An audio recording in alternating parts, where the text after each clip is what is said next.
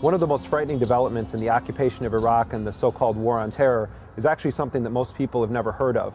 In addition to the 150,000 troops that the U.S. has on the ground in Iraq, the Bush administration has deployed a shadow army of some 100,000 contractors. Of these, tens of thousands are heavily armed mercenaries that roam Iraq with impunity. Among the most powerful of the companies operating in Iraq is Blackwater USA, a secretive company based in the wilderness of North Carolina. It's headed by a right-wing, Christian conservative bankroller of President Bush and his allies. And Blackwater envisions itself as the FedEx of the national security apparatus. But the reality is that Blackwater has become a prime player in the war on terror, and nothing short of the Bush administration's Praetorian Guard. Cover, you got more coming. Jesus Christ, it's like a fucking turkey chick.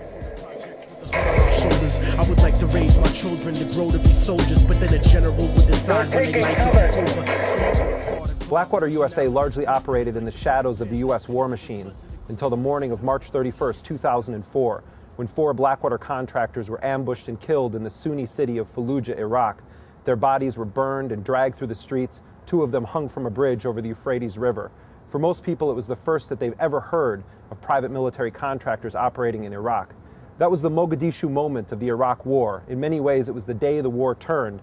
Unlike Somalia, when the Clinton administration pulled out, the Bush administration initiated a massive revenge attack. They laid siege to the city of Fallujah, killed hundreds of people, displaced tens of thousands of others, and in the process inflamed the Iraqi resistance that haunts U.S. occupation forces to this day. The Cold War's over, but the world is still getting colder. Atlas walking through the projects with the hood on my shoulder. The Bush administration came to power with a radical privatization agenda. We see it in our schools, prisons, healthcare system, and law enforcement in the United States. The occupation of Iraq and the war on terror had brought the greatest privatization of warfare in modern history. Blackwater USA has become one of the most powerful private actors in the so-called war on terror.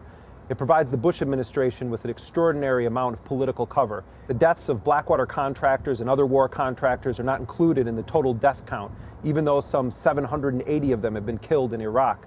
Their injuries don't get calculated either. Their crimes don't get punished. What you have is a revolving door.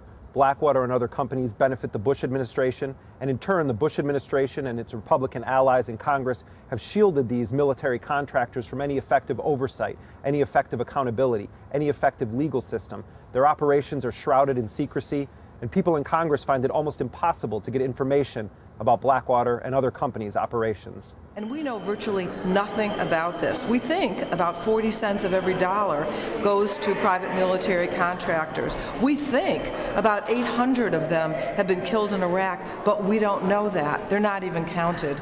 And we think there's about 25,000 to maybe 40,000 engaged in military activities, in combat-related activities, but we don't know, and we can't find out.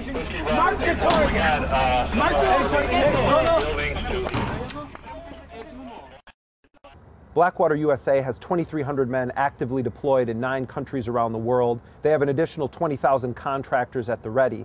But while Blackwater has operated in Iraq and Afghanistan, the company increasingly has its sights set on deployments inside of the United States. Blackwater setting up a new facility in Illinois, another one in California.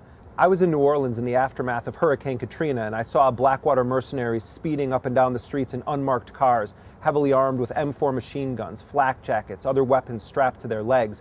And when I talked to the Blackwater guys on the ground and asked them what their mission was in New Orleans, they said they were there to confront criminals and stop looters.